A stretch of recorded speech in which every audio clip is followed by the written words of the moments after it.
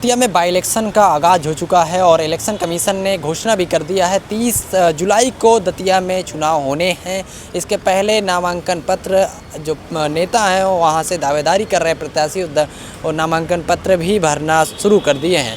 आज यानी 9 जुलाई को आज़ाद समाज पार्टी के कैंडिडेट दामोदर यादव ने पर्चा दाखिल किया है। इस सब मामले पर हम बातचीत करेंगे।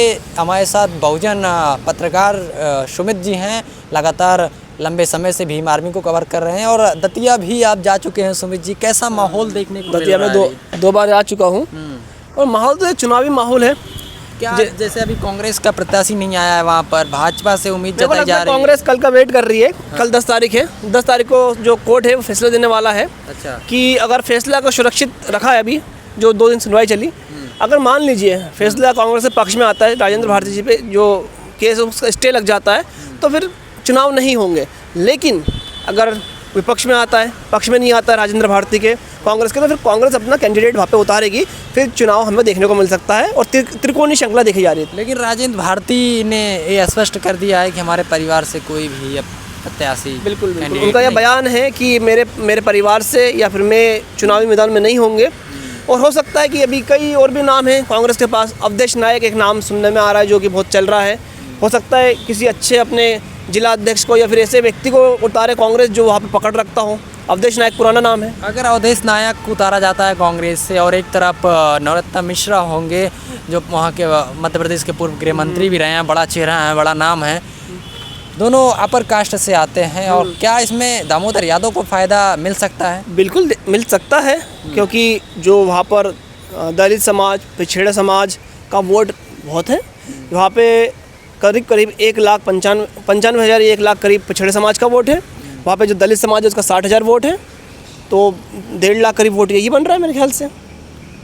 दामोदर जी के इस कैंपेन को कैसे देखते हैं जो लगातार? दामोदर जी का कैंपेन तो फिर 3 महीने से चल रहा है। जैसे ही इनकी सदस्यता गई थी राजेंद्र भारती की, तब से ही दामोदर जी ने टाल ठोक दी थी सीट के ऊपर कि मैं चुनाव लड़ूंगा, और आज़ाद समाज पार्टी ने उन्हें प्रत्याशी बनाया है। और आप देख रहे होंगे कि लगातार वो गाँव चौपाल कार्यक्रम हो और चंद्रशेखर के आने की भी 11 तारीख को चंद्रशेखर आज़ाद जी आ रहे हैं, सांसद है जो नगीना से, वो आ रहे हैं।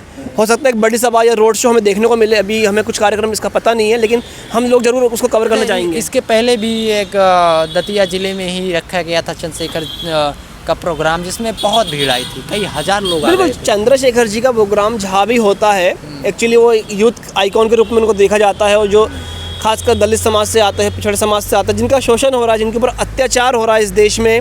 और आपको पता ही होगा जो एरिया है दतिया का, चंबल और ग्वालियर से लगा हुआ एरिया, वहाँ पे एक कास्ट एट्रोसिटीज़, जातिगत भेदभाव भी है, चरम सीमा पे रहता है हमेशा। बहुत ऐसी खबरें देखने को मिलती है। तो जो लोग पिछड़े समाज से आते हैं, जिनके ऊपर अत्याचार होता है, तो वो एक आस के रूप में, क्योंकि वो सांसद भी बन गए, उन्होंने बहुत लड़ाई भी लड़ी पिछले 10-12 सालों में, तो एक आस के रूप में चंद्रशेखर को देखते हैं। और जब भी उनकी कोई रैली, सभा, कोई रोड शो होता है, तो वहाँ पे लाखों की संख्या में लोग आते हैं। दामोदर जी बड़ी तीखी प्रतिक्रिया देते हैं। उन्होंने जिस तरीके से नरोत्तम मिश्रा पर हमला बोला है, भाजपा पर हमला बोला है, लेकिन अभी लोग कहते हैं कि एक भी FIR उनके ऊपर नहीं हुई किसी भी मामले में। क्या लोग कहते हैं B टीम भी हैं बीजेपी के, आपको क्या लगता है? क्या आरोप लगाया जाता है दामोदर जी के ऊपर, क्योंकि लगातार नरोत्तम मिश्रा का नवग्रह मंदिर का मामला हो, या फिर उनकी ज़मीनों का मामला हो, या फिर कुछ उन्होंने पूर्व में ऐसे काम किए हैं। हमलावर रहते हैं, हमलावर भी रहते हैं, और उनके ऊपर ही नहीं, वो तो धीरेन्द्र शास्त्री और जो बाबा लोग हैं, आडंबर पाखंड, इतने बड़े हमलावर रहते हैं। वो लोग नहीं, FIR की बात नहीं ना, FIR उनके ऊपर कहीं हुई ना। अभी हमने कहीं देखा ना कि जो क्या बोलते समर्थक रहते हैं बाबाओं के, उनके ऊपर FIR करते हैं। तो अभी एक NSE की घटना भी आई थी, एक किसी वकील ने उनके ऊपर जबलपुर कोर्ट में PIL दाखिल करी है।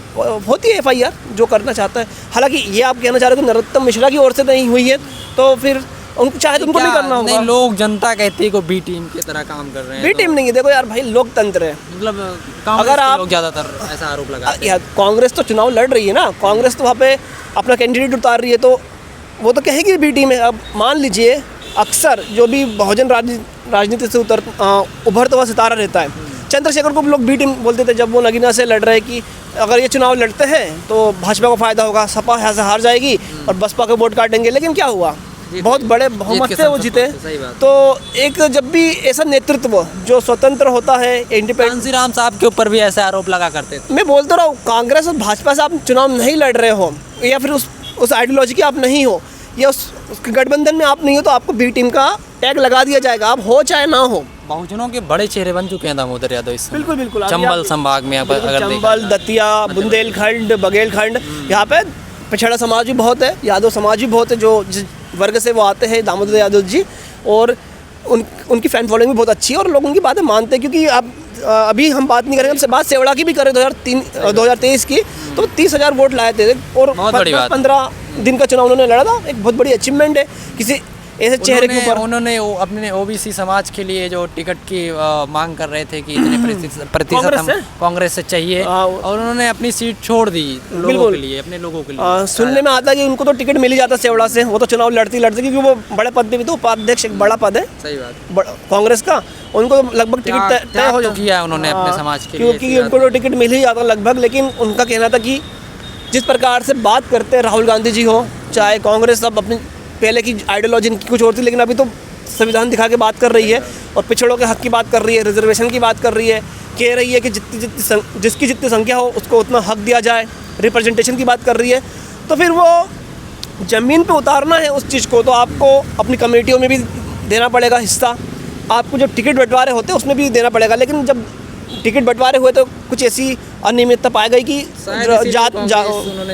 क्या बोलते हैं, परसेंटेज के हिसाब से टिकट नहीं मिला जा रहा है, शायद इसीलिए कांग्रेस भी उन्होंने 2023 में इसलिए छोड़ी थी कि पिछड़े समाज को क्या बोलते हैं, वोट तो लेना चाह रही है कांग्रेस, लेकिन हक और अधिकार उनका रिप्रेजेंटेशन नहीं चाहती है। टिकट उन्हीं लोगों को दिया जाता है जो धन बल से मजबूत हो, बाहुबल से मजबूत हो और एक विशेष वर्ग से आते हो, 15% लोगों को। ऐसी बात है, कांग्रेस की सच्चाई है, कांग्रेस सच्चाई है। कांग्रेस ने वोट तो लिया है, क्योंकि आपको मैं बता दूं दलित पिछड़ा वोट हमेशा कांग्रेस का ही रहा है।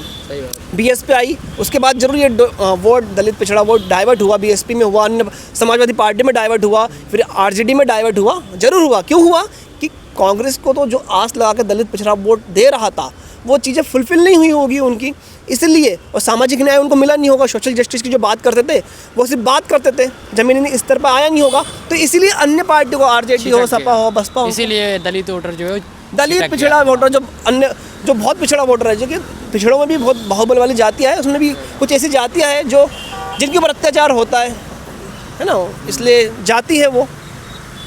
चलिए, बहुत बहुत धन्यवाद हमसे बातचीत करने के लिए। तो दर्शकों, अगर आप दतिया से वीडियो देख रहे हैं तो आप कमेंट करके ज़रूर बताइएगा कि दतिया में किसका माहौल ज़्यादा अच्छा है, कौन दतिया का यह चुनाव जीतने के लिए तैयार है, कौन दतिया से बाजी मारेगा इस बार।